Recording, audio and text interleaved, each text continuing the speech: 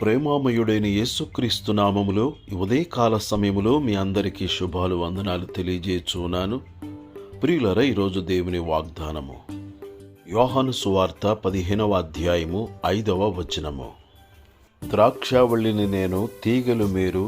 ఎవడు నా యందు నిలిచియుండునో, నేను ఎవని యందు నిలిచియుందునో వాడు బహుగా ఫలించును. నాకు వేరుగా ఉండి మీరేమీ చేయలేరు.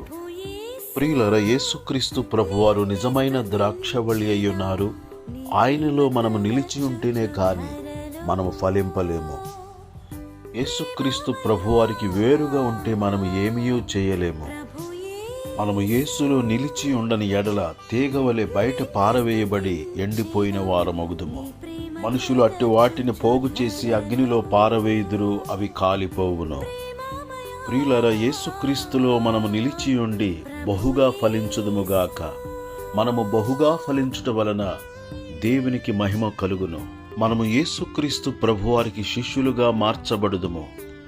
ప్రియులరా, ద్రాక్షావళి అయిన యేసుక్రీస్తులో నిలిచియుందుముగాక, దేవుని వాక్యములో నిలిచియుందుముగాక, ఆయన ప్రేమలో నిలిచియుందుముగాక.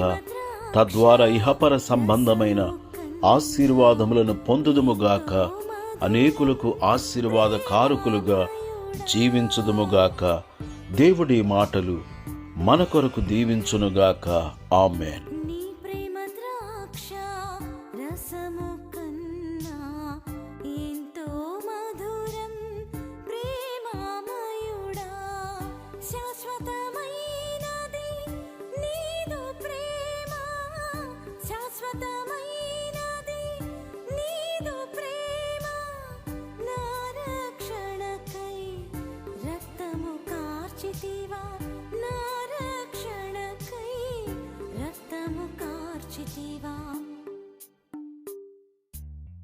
ప్రభు యేసు నిన్నే స్తుతించెదా, నీ ప్రేమ తలచుచు ధరలో.